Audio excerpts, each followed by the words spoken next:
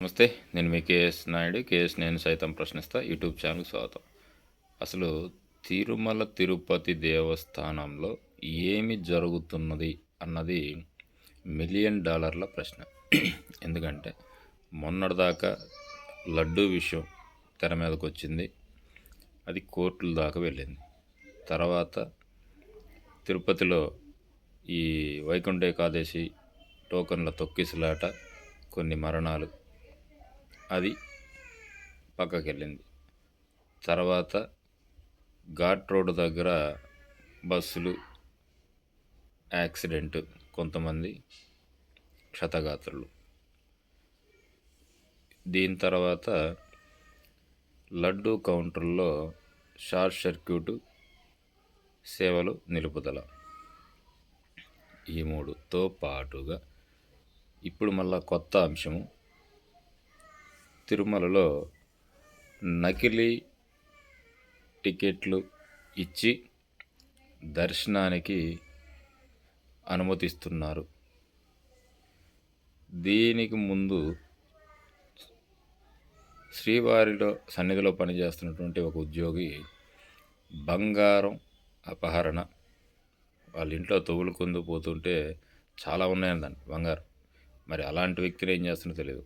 సరే, మొత్తానికి అది వేరే వీడియో చేద్దాం. ఇప్పుడు వచ్చేసి ఈ తిరుమలలో నకిలీ టికెట్లు అసలు ఏంటి, ఎందుకు ఇలా జరుగుతుంది,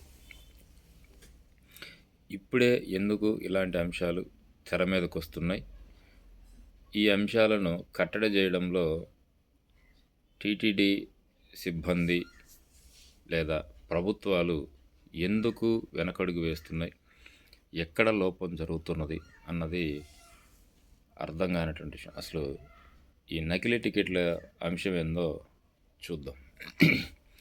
తిరుమలలో పనిచేసేటటువంటి కొంతమంది సిబ్బంది దళారులతో కలిసి శ్రీవారి ప్రత్యేక ప్రవేశ దర్శనం 300 నకిలీ టికెట్లను తయారు చేసి వాటితో భక్తులకు దర్శనానికి అనుమతి ఇస్తున్నటువంటి వైనం బుధవారం బట్టబయలైంది. కొంతమంది దళారులను టీటీడీ విజిలెన్స్ వింగ్ అధికారులు బుధవారం అరెస్ట్ కూడా చేశారు. తిరుమలలోని వైకుంఠ క్యూ కాంప్లెక్స్లో 300 ప్రత్యేక ప్రవేశ దర్శన కౌంటర్లో పనిచేసే లక్ష్మీపతి, అగ్నిమాపక శాఖలో ప్రైవేట్ సెక్యూరిటీ గార్డుగా పిఎస్గా పనిచేస్తున్నటువంటి మణికంఠ, భానుప్రకాష్ ఒక ముఠాగా ఏర్పడి వీరు $300 టికెట్లను, ఎస్డిఏ టికెట్లను తయారు చేసేవారు. సదరు టికెట్లను సుమారు 11 మంది భక్తులకు అందించి వారి వద్ద నుండి ఒక్కొక్క టికెట్కు $19,000 వసూలు చేశారు.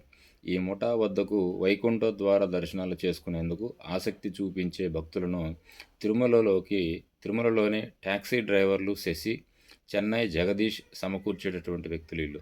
సదరు టికెట్లతో వైకుంఠం క్యూ కాంప్లెక్స్లో వచ్చినటువంటి భక్తులకు 300 ఎస్ఈడి టికెట్లు స్కానింగ్ కేంద్రంలో పనిచేసే లక్ష్మీపతి వారిని అనుమతించేవాడు. ఈ ముఠా వ్యవహారంపై అనుమానం వచ్చినటువంటి టీటీడీ అధికారులు వీటి మీద ఎంక్వైరీ చేసినట్టున్నారు. చేసిన తర్వాత ఈ ముఠా వ్యవహారంలో ఉన్నటువంటి అనుమానం వచ్చి టీటీడీ విజిలెన్స్ సిబ్బంది వింగ్ అధికారి అయినటువంటి పేరు పెట్టలేదు, నకిలీ టికెట్లతో దర్శనానికి వెళుతున్నటువంటి భక్తులను, వారిని అనుమతించినటువంటి టికెట్ కౌంటర్ సిబ్బందిని పట్టుకున్నారు. వారు ఇచ్చినటువంటి సమాచారం మేరకు పై ముఠాతో పాటు టాక్సీ డ్రైవర్లను అదుపులోకి తీసుకొని తిరుమల 1 టౌన్ పోలీసులు విచారిస్తున్నారు. ఇది సంగతి. దీన్ని బట్టి ఏం జరుగుతుంది తిరుమలలో? ఇంత జరుగుతున్న ఇలాంటి నీచమైనటువంటి పనులకు పాల్పడుతున్నటువంటి వ్యక్తులను ఏం చేయాలి? కాబట్టి మీ విజ్ఞతకే వదిలేస్తున్నాను. Thank you.